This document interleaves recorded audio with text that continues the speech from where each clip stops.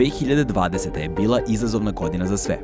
Pandemija je dodatno ogolila društvene nejednakosti i nepravde, te se u ovoj godini pojavila još veća potreba da budemo solidarni, gradimo mreže podrške, saosećajni kada su u pitanju nevolje drugih i nepravde koje ih pogađaju. Krizne situacije zahtevaju hitne reakcije, ali neizbežno nameću i pitanja. Šta je solidarnost? Ko su ti drugi? Ko smo mi? Kako se i zašto udružujemo u kolektive i šta nam znače kolektivni identiteti? Društvene nejednakosti i okolnosti pandemije pogađaju posebno mlade. Mnogima od njih je pristup obrazovanju otežan usled prelaska na online nastavu, van nastavne aktivnosti su svedene na minimum, a mnoga pitanja koje ih muče ostaju bez odgovora. U ovakvom kontekstu, organizacije Grupa 484 iz Srbije i Vaša prava iz Bosne i Hercegovine upustile su se u avanturu sprovođenja zajedničkog projekta interkulturalnog obrazovanja u okviru programa Dijalog za budućnost, s namerom da ohrabre mlade u regionu i odgovore na neka od njihovih pitanja. Tokom ove avanture pojavila su se pitanja: čemu obrazovanje i kakvo nam je obrazovanje potrebno? Šta je to što nazivamo interkulturalnim obrazovanjem i da li nam je uopšte potrebno, posebno u kriznim situacijama? Da li nam je i zašto potrebna škola? Što škola, skraćeni časovi, je pokušaj da u kratkoj formi podstaknemo razgovor o identitetima i interkulturnim pitanjima, kao i da damo ideje za podsticanje promena kroz društvene nauke, umetnost i aktivizam. Škola sadrži 5 skraćenih časova, a na uvodnom času govorit ćemo o razlozima za pokretanje škole, kao i onome što smo radili u 2020. godini.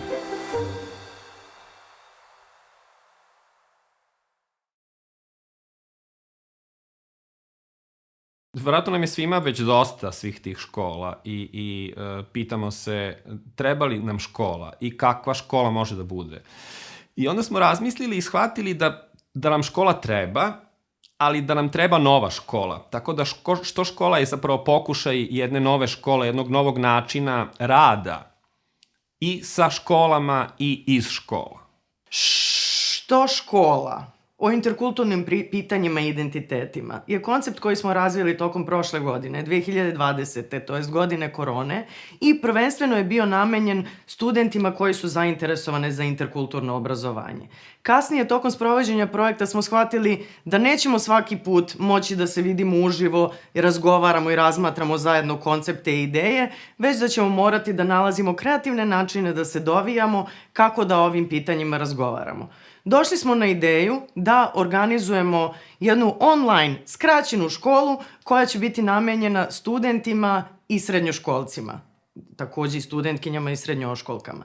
Zajedno da možemo da razgovaramo, s obzirom na to da su se pojavljivale uvek kada imamo online događaje razne situacije, nemam pristup internetu, da li se čujemo, mutirajte se svi. Dakle, kako bismo izbjegli to, napravit ćemo jednu školicu koja će biti dostupna online, može se ponavljati, a bit će skraćena kako ne bismo morali da provedemo baš ceo dan u toj interkulturalnoj školi.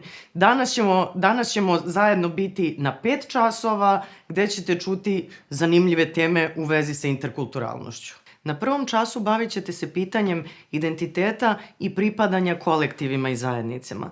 Na drugom času razgovarat ćemo o nasleđu Jugoslavije i zašto to nasleđe može biti važno za razvijanje solidarnosti danas u regionu. Također, bavit ćemo se regionalnom književnošću i istraživanjem lokalne društvene istorije, jer nam je to put kako radimo sa srednjoškolcima i studentima, istražujući kroz umetničke forme, predstavljamo zajednici zašto je važno da prihvatamo jedni druge i sarađujemo. Metodologija koju smo koristili tokom ovog projekta je metodologija koju Grupa 484 zajedno sa svojim partnerima i saradnicima koristi već jako dugi niz godina. Način na koji radimo je da u nekim zajednicama u svom radu sa srednjoškolcima i studentima sprovodimo istraživanje lokalnog interkulturalnog nasleđa ili lokalne ili regionalne književnosti. Mislimo da kroz književnost i lokalnu istoriju možemo pronaći put da đacima i studentima pokažemo kako je svako nasleđe uvek interkulturalno i kako zajednice napreduju i razvijaju se kroz komunikaciju i susret sa drugima. Komunikacija i dijalog između različitih društvenih grupa kroz istoriju i danas je ono što nas zanima, a program Dijalog za budućnost nam je dao okvir da udružimo snage mladih iz Bosne i Hercegovine i Srbije na ovom zadatku. Zanimalo nas je kako je došlo do osnivanja ovog programa i šta mu je glavni cilj. Obratili smo se šefu kancelarije UNESCO u Bosni i Hercegovini da nam kaže nešto više o ovoj dijalektici budućnosti. Program Dijalog za budućnost je pokrenut na inicijativu predsjedništva Bosne i Hercegovine i njihovih kontakata sa generalnim sekretarom Ujedinjenih nacija u to vrijeme, jer je pokazana potreba da se zaista ojača dijalog između donosioca odluka u Bosni i Hercegovini i građana.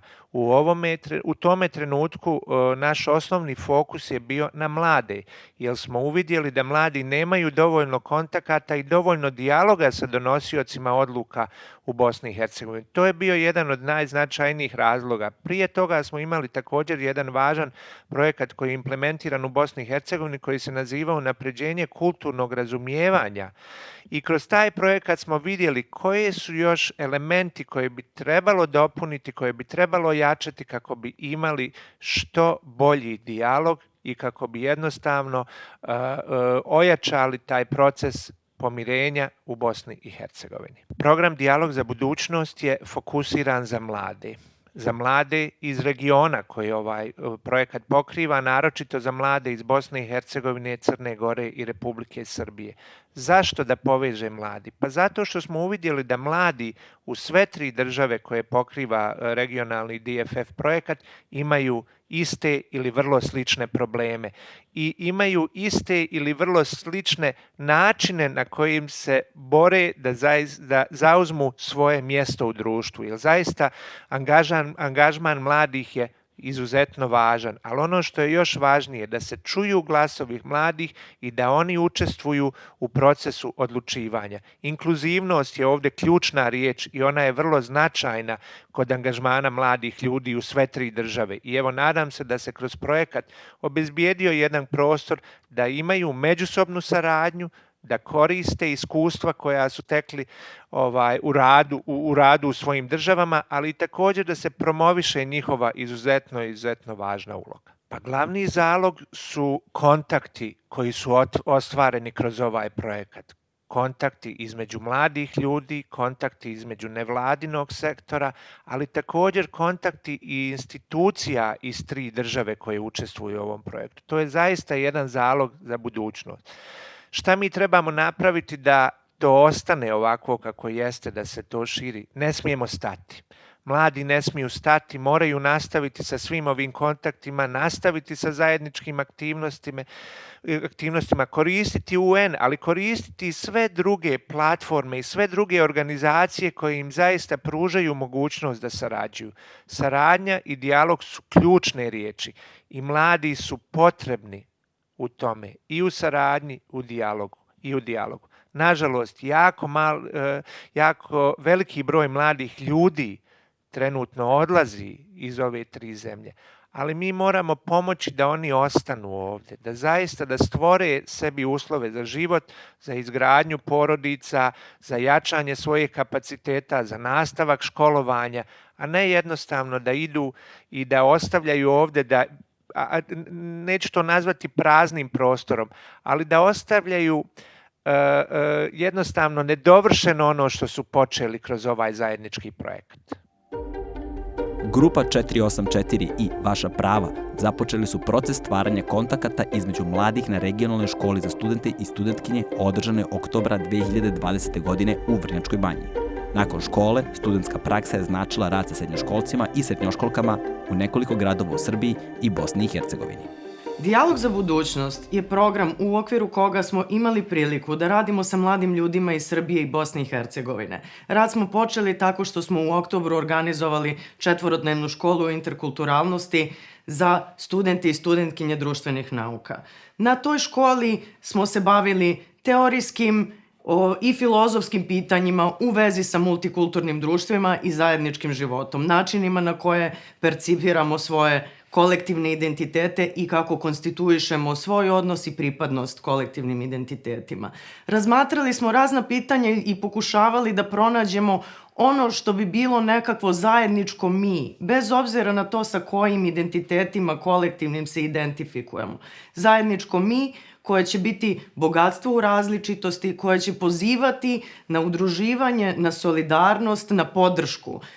Posebno u kontekstu regiona, bivše Jugoslavije, Srbije i Bosne i Hercegovine. Osim teorijskih pitanja, studenti su imali i praktičnu obuku.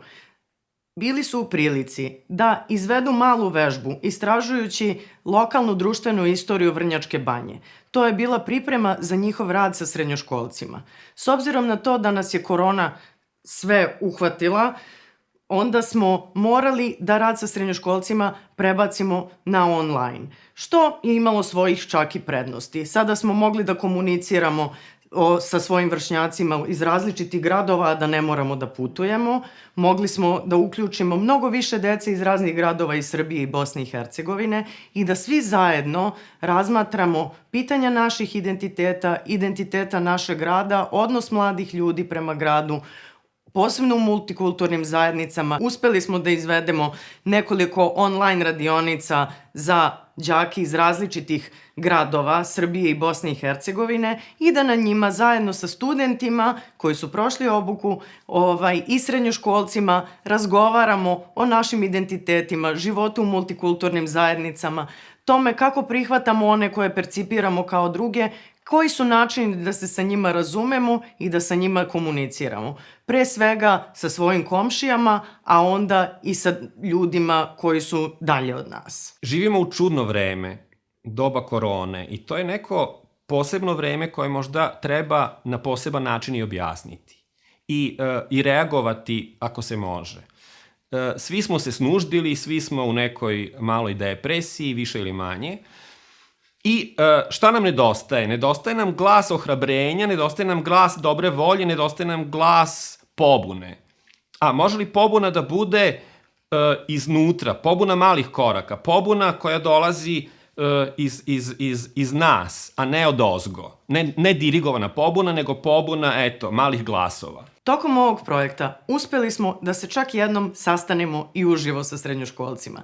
Nakon što smo sproveli malo istraživanje lokalne društvene istorije, mi smo u Bujanovcu i Vranju uspeli da izvedemo male ulične akcije, koje su se zvale Dobošari dobrih vesti. Ono što je naš princip rada inače, da ono što istražimo zajedno sa srednjoškolcima uobličimo kroz neku umetničku formu i napravimo javni događaj koji će komunicirati sa zajednicom. To smo ovoga puta uspeli da uradimo u Vranju i Bujanovcu dobošarenjem dobrih vesti koje smo prikupili. Vesti iz prošlosti o divnim znamenitim ženama, strancima koji su došli u te zajednice, unapredili ih i doprineli njihovom razvoju, takođe i o sadašnjim malim herojima koji su za vreme korone uspevali da nekako ohrabre svoje prijatelje, komšije ili porodicu.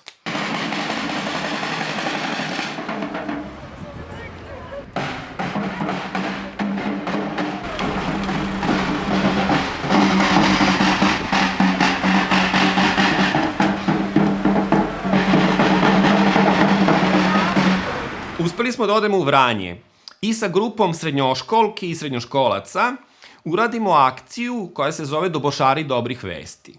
Zašto Dobošari dobrih vesti? Dosta više ovih loših vesti oko nas. Ajde da pričamo, da najavljujemo, da objavljujemo nešto što nas ohrabruje. I onda su one i oni dobošarili gradom, Gornjom i Donjom čaršijom, išli smo na pijacu, išli smo u centar grada i usput su vikali dobre ohrabrujuće vesti. I zaista je bilo interesantno da su se ljudi okolo okupljali, osmehivali konačno, posle ovih godinu dana straha i nemoći i nekakvog samo sakrivanja i bežanja jednih od drugih. Dakle, to je bio jedan objedinjavajući mali kolektiv koji je uspeo da u tom danu, u tom gradu proizvede neku novu radost. Proces smišljanja dobrovoljnih dobošara dobrih vesti je krenuo od Zoom radionica, koje su, znate i sami, užasno najčešće dosadne i monotone i svi samo prevrćemo očima i jedva čekamo kad će da se završe. Međutim, mi smo srećom imali i grupu studenta koji su spretno i sretno ohrabrivali đake.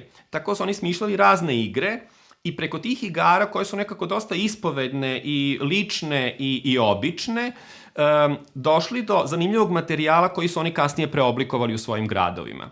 Tako da Zoom, eto, je ipak uspeo da iznedri i isprodukuje neki materijal koji je upotrebljiv. Dakle, ima šanse i za Zoom. Nabavili smo 2 doboša, odneli ih u Bujanovac i Vranje i sa njima smislili jednu zajedničku parolu koju su ona i oni uvežbali. A parola je sledeća: dobrih vesti dobošari, popravljamo loše stvari. Dakle, stvarnost oko nas, koja je definitivno loša, može biti popravljena. Kako? Javnim govorom, kritičkom misli, zajedničkim delanjem. I oni su se, dakle, ujedinili u te male grupe dobošarske. Ono što je jako interesantno, devojke su dobošarile i po prvi put imale nekakvu novu ulogu u svom malom gradu. Dakle, da one budu vođe tih malih grupa pobunjenika i pobunjenica, i to im je bilo jako važno i jako drago, i čim se akcija završila, odmah su pitale kad ćemo opet, i zapravo realno jedva čekamo da se ponovo ode i u Vranje i Bujanovac, da se te akcije nastave.